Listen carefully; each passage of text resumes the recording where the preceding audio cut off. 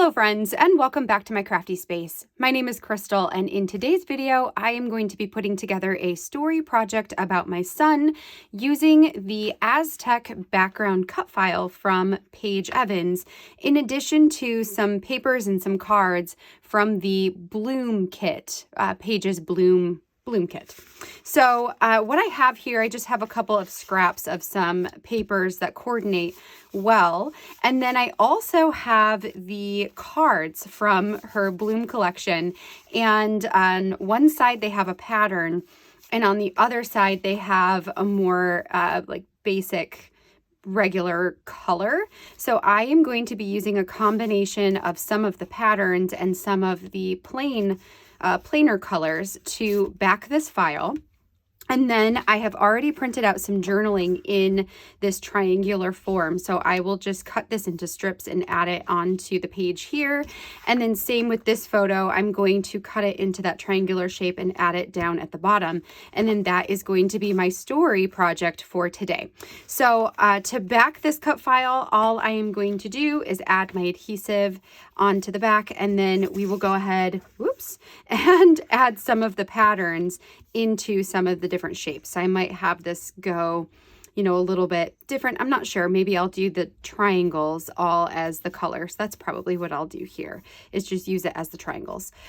So I'm going to go ahead and put you on fast forward while I get everything here put together. And then when I've got this done, we'll slow down and I will close out for today. So let's go ahead and dive in. All right, friends, so for this Aztec background page, what we're going to do is first open up the full background file.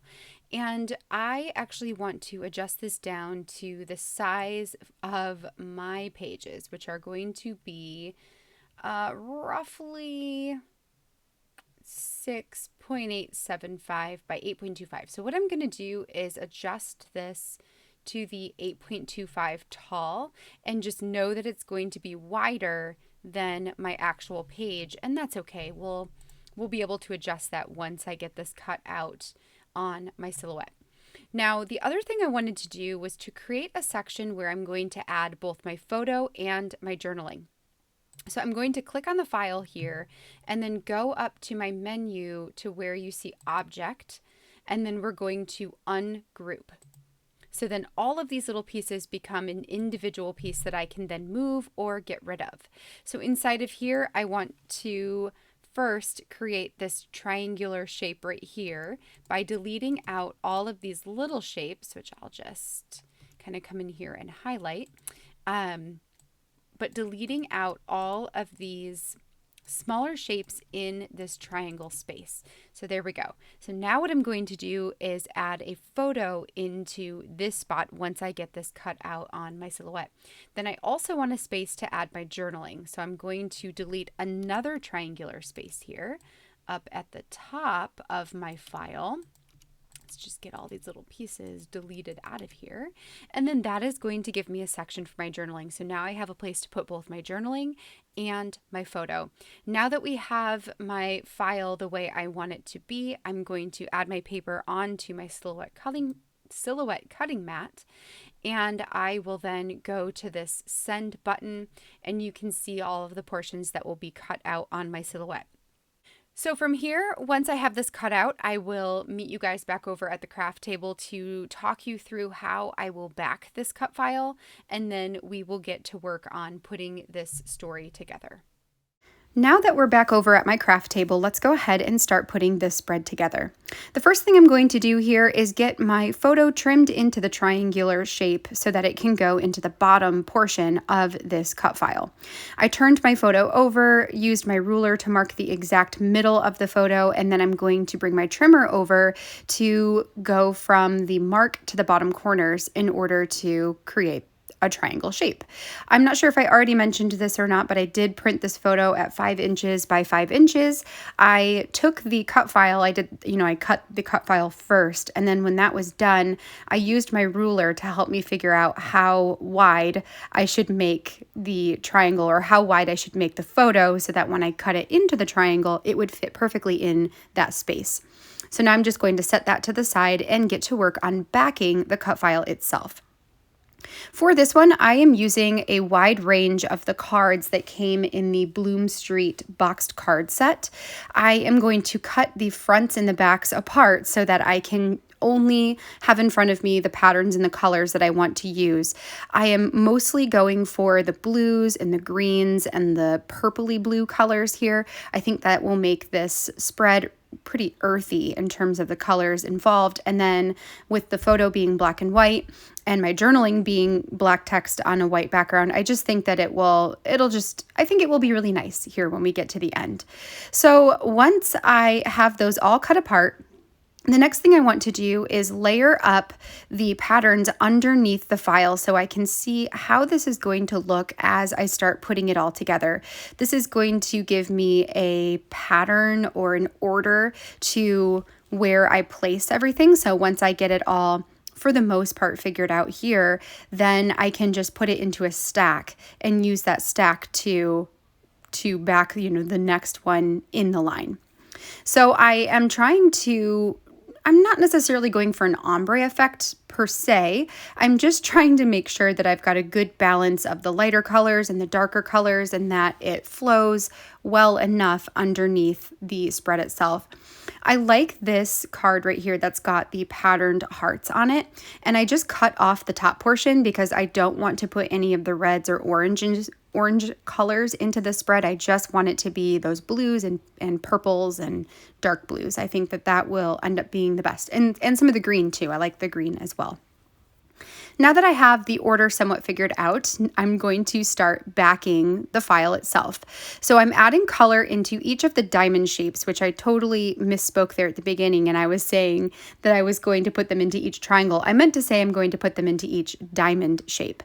So I add my adhesive to the back side of the diamond that I'm working on, and then stick that down onto the color that I want to put inside that space, and then use my precision scissors to cut off the remaining bits.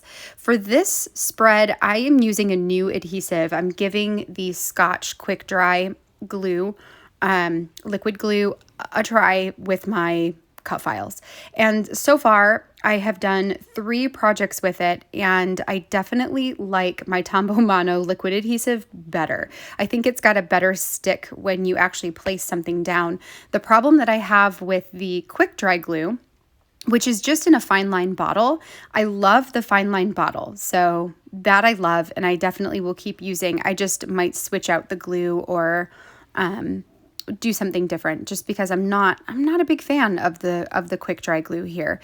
The problem I have with it is that when I am adding the glue onto the file, by the time I turn it over and stick it down, some of that glue is already dried. I can't even stick it down fast enough to have it stay. And then when I go to trim off the pieces from the back side, it's pulling away and unadhering. So then I have to add more glue in order to get it to stick down. And it's just a little bit more work than I would have liked. So in case you are wondering, my preference is still the Tombow Mono liquid adhesive glue, and I definitely need to get myself another bottle of it because I'm out, and then maybe dump out the glue that I have in the fine line bottle and replace it with the Tombow Mono because I just think that will work better. So as I have been talking, I've just been backing a few more of those diamond shapes with more colors here. And then after I get this one trimmed off, I'm going to skip ahead to when this cut file is done. So there it is, totally backed, and already it looks just really awesome. To help give this page a little bit more stability, since I am going to hole punch it and add it into a 6-ring binder, what I'm going to do is take another piece of cardstock trimmed to the same size. So I am using 6.875 wide by 8.25 tall. That's the measurements that I typically use. And I just stuck some adhesive down and then backed the 2 pieces together. So now when you turn over my cut file, the back of it is completely clean. Like there are no bits and pieces on there. So that's going to help, number one, to hold all of those pieces onto the back in case the glue does weaken and things want to fall off. And it will also give the page just a lot more stability in the album itself. Next, I went ahead and added on my photo, putting on some adhesive and just sticking it directly down into that triangle spot. And then the last thing I have here to add onto this page, or the last major thing to add on, will be my text. So I'm going to go ahead and hole punch this first. It's a little too thick for my 6-hole punch, so I'll put that away, grab out my power punch, and use that instead to punch all my 6 holes. And then once I have that done, we're going to work on the text part of this spread, so the journaling. What I did is I created a canvas in Photoshop that was 5 inches by 5 inches, so same as my photo. And then I used guidelines to help me place lines in the triangle shape, so that when I printed it off, I knew that it would fit inside the space that I've got on my page. From there, I went ahead and I am cutting all of my text into tiny strips. I thought this would be a fun way to add some more texture to this page by having them all cut apart. I will fast forward so you don't have to see me do all of it. And then once I have it there in a line, I will start adding the text to the page. Again, just using that fine line glue with the Scotch quick dry glue inside of it. I also like to use my tweezers just because it helps me to place things so that I'm not, it's easier to see than it is to see my actual fingers place something down. So I like to use that. If I were to do this spread over again, I would have started putting my text from the top to the bottom instead of from the bottom to the top. Because something that happens along the way is that I accidentally put things a little bit too wide, or I may have started a little bit too high. So if I had started at the top, then I would have been able to space this a little bit better. Ultimately, I get everything on there, so it ends up being just fine. So there we go. My text is all adhered onto my page. My photo's there. The cut file is backed. The last thing that I decided I wanted to do was to add some kind of embellishment cluster onto this page just to give it a little bit more dimension. Even though the text is cut apart and there's the cut file that gives it that texture piece on the front, there still isn't a ton of dimension. It feels very flat. So what I did is I went into my Bloom Street collection. I don't have very much of this collection, but I do have this paper right here, which is paper number 13. And on one side of it, it has a bunch of tiny phrase stickers. They are a little bit fat, so I trimmed it down just a tad, and I cut out 2 that I thought would relate to the story I'm telling. The first one says, "How's it growing?" And the second one says, "Bloom where you are planted." I like that both of these have sentiments that are related to the garden, because that's what this story is about, is my son really enjoying himself digging around in my raised garden bed. And the colors also went really well because they're the blues and the greens once again. So for now, I am debating on the 2 of those. Then I also grabbed out a stash of floral die cuts that I have remaining from my Horizon collection. This is one of the last things I have left over from that collection, and they're mostly just the leaf parts, which actually is quite okay. I put in a few of the floral pieces, and I actually like the way that those look, the purple and the green one. But then I will place a few of the sprigs, the leafy sprigs, around the rest of the spread, just trying to see if I wanted to add those in more than one place. I don't like them, so you'll see I'll add some around my text here at the top, and ultimately I don't like the way that it looks, so I won't keep it there, but it will make me change my mind on the little cluster down in the right-hand corner, that instead of having the floral pieces, I will add 3 different leaf sprigs. So I have one that's in the darker blue color, I'll put one that's in the lighter blue color, and then I'll do one that's in the limey green color. So the cool thing about that is it brings in all of the colors from this spread, but also gives this a little bit more stark of a feeling. Like, it's not florally, it's still somewhat spring, but also it's not like screaming, that this is a spring spread. So I kind of like that. I like the way that it looks. To get everything down, I'm going to add a little adhesive onto the Bloom Where You Are Planted title there. That's the one I'm going to go with for this spread. And then I will add some adhesive onto the back and stick it down onto the page. The other little phrase that I had how are you growing or something like that. That one I just set to the side and I'll use it later for some other project, or it will just go into my spare ephemera pieces for some other time. So we'll stick that down here, add a little bit of extra glue, and then we are going to call this layout done.